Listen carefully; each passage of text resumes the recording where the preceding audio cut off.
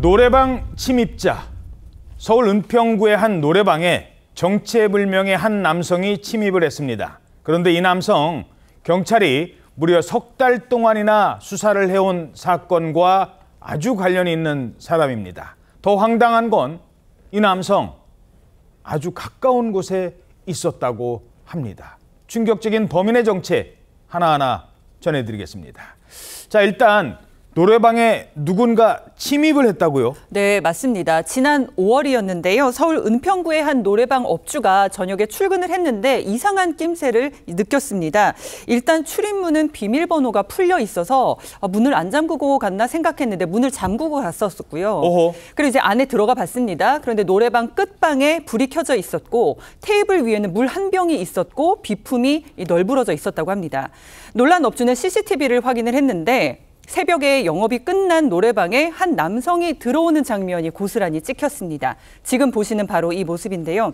남성은 주차장 모퉁이에서 노래방을 바라보다가 노래방에 들어와서 3시간가량 머물다가 나갔습니다. 무려 3시간이나 있다 갔다고 합니다.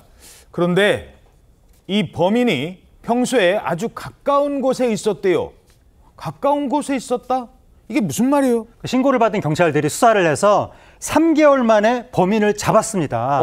그런데 이 범인의 직업이 너무나 충격적인데 40대 남성이었거든요. 예. 근데 직업이 경찰이었습니다. 경찰관이에요? 그렇습니다. 바로 서울경찰청 기동대 소속의 경위였는데 예. 이렇게 붙잡았으니까 이제 경찰이 남성을 건조물 침입 혐의로 수사를 시작했거든요. 예. 이 남성이 그날 지인들과 술자리를 갖고 귀가하던 중에 닫혀있던 노래방에 들어간 것으로 파악이 됐는데 이 남성은 그날 내가 술에 취해 있어서 당시 상황이 기억나지 않는다 이렇게 이제 진술을 한 거예요. 그래서 대충 뭐 그런 사건인 줄 알았는데 그보다 더 심각한 일이 있었다고요? 네, 이제 건조물 침입 혐의로 수사를 하고 있었는데 피의자를 특정하기 위해서 DNA를 채취하고 국과수로 보낸 거예요.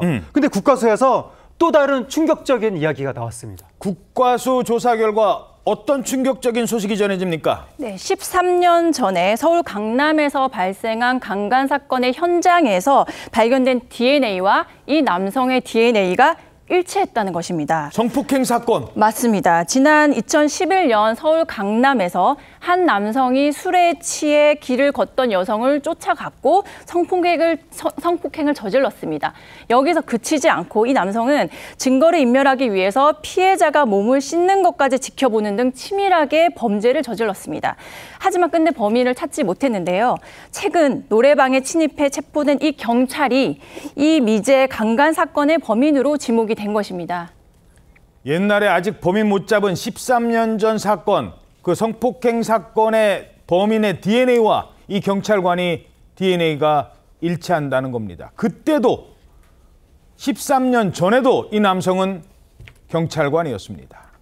아니 그러면 성범죄 저지른 범죄자가 다른 성폭행 범죄자 잡겠다고 그동안 다녔던 거예요? 그럴 수도 있었겠죠. 이 남성은 13년 전에도 경찰이었고 당시에는 청와대 경비단 소속이라고 합니다.